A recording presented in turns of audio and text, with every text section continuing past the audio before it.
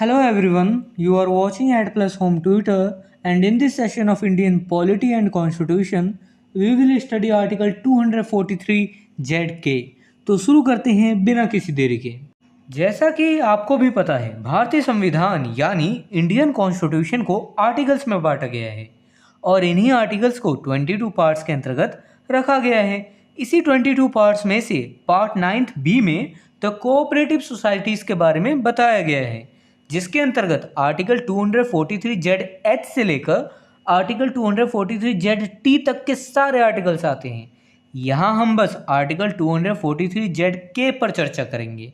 यहाँ मैं पहले कंटेंट को इंग्लिश में रीड करूँगा, फिर उसकी मीनिंग आपको हिंदी में समझाऊँगा ताकि आपको कंसेप्ट ज़्यादा से ज़्यादा समझ आ सके। आर्टिकल 243ZK में कोऑपरेटिव सोसाइटीज़ के बोर्ड के सदस्यों के इलेक्शन के बारे में बताया गया है, यानी चर्चा की गई है। देखिए, कोऑपरेटिव सोसाइटीज़ के जो बोर्ड होते हैं उनके कुछ सदस्य भी होंगे जो इलेक्ट होके आएंगे, तो उनके इलेक्शंस के बारे में इस आर्टिकल में चर्चा की गई है।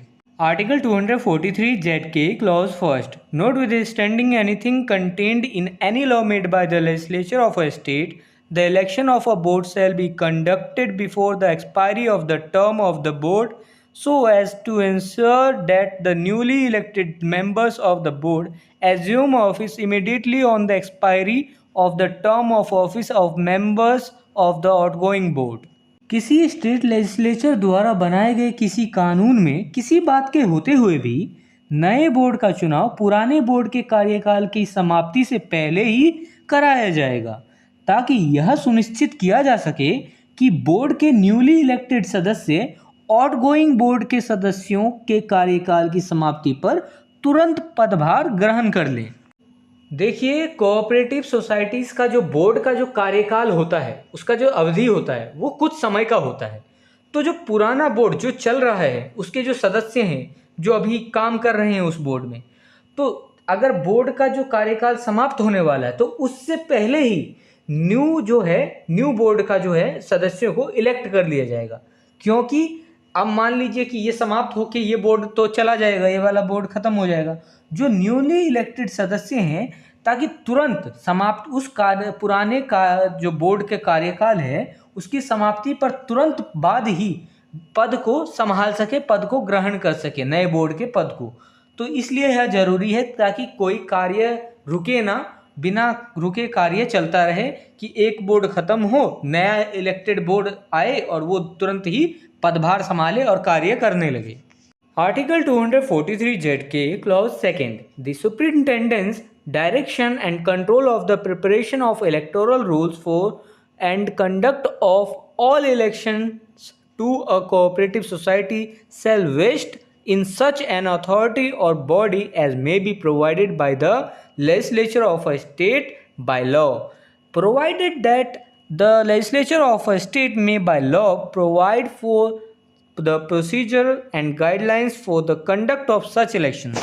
देखिए, यहाँ पर एक शब्द आया है जिसको कहते हैं इलेक्टोरल रोल्स। उसका मतलब क्या होता है? इलेक्टोरल रोल्स में बेसिकली वो लोग होते हैं जो चुनाव के दौरान मत देते हैं, यानी वोट देते हैं। यह एक मतदान सूची होती है। मतदान सूची यानी इलेक्टोरल रोल्स, इसमें वो लोग का ब्यौरा होता है कि कौन कौन लोग वोट दे सकते हैं, तो उसे कहते हैं इलेक्टोरल रोल्स। तो इसे स्टार्ट करते हैं। किसी कोऑपरेटिव सोसाइटी के लिए सभी इलेक्शंस के इलेक्टोरल रोल्स यानी मतदान सूची तैयार करने और उनके सुपरिंटेंडेंस यानी संचालन का अधीक्षण, डायरेक्शन और कंट्रोल ऐसे अथॉरिटी या बॉडी के पास होगा जिसे कि वो स्टेट लेजिस्लेचर द्वारा कानून द्वारा प्रदान किया जाए। देखिए, लेकिन यहाँ पर एक और बात कह दी गई है कि स्टेट का जो लेजिस्लेचर है वो कानून द्वारा ऐसे इलेक्शंस के संचालन के लिए जो है प्रोसीजर और गाइडलाइंस का उपबंध कर सकता है, यानी प्रोविजंस बना सकता है। देखिए, आसान शब्दों में अगर क्लॉज सेकंड को समझें तो ऐसा समझ सकते हैं कि कोऑपरेटिव सोसाइटीज़ के लिए जो सभी इलेक्शंस होते हैं उन इलेक्शंस में जो इलेक्टोरल रोल्स होते हैं, कौन कौन वोट दे सकते हैं, जो मतदान सूची होती है वो तैयार करने के लिए, और उनके सुपरिंटेंडेंस यानी संचालन, कौन संचालन करेगा, कौन देखरेख करेगा, उनका डायरेक्शन कौन रखेगा, कंट्रोल कौन रखेगा, तो ऐसे अथॉरिटी या बॉडी के पास हो गया ये सब चीज, कंट्रोल और डायरेक्शन और सुपरिंटेंडेंस, जिसे स्टेट का लेजिस्लेचर कानून द्वारा प्रदान कर सकता है। तो इसमें यही बताया गया है, और साथ ही यह भी लिख दिया गया है कि स्टेट का लेजिस्लेचर कानून द्वारा ऐसे इलेक्शंस के संचालन के लिए प्रोसीजर और गाइडलाइंस का उपबंध कर सकता है, यानी प्रोविजंस बना सकता है। किसके संबंध में? प्रोसीजर और गाइडलाइंस के संबंध में, इलेक्शंस के संचालन के संबंध में। किसके ये कौन सा इलेक्शंस है? ये इलेक्शंस है किसका? कोऑपरेटिव सोसाइटीज का। If this video is helpful for you, then please like and share this video, and if you want see some more these type of videos, then subscribe the channel and click the bell icon and select the all option for upcoming videos. And I hope you have a great experience by watching the Ad Plus Home Tutor.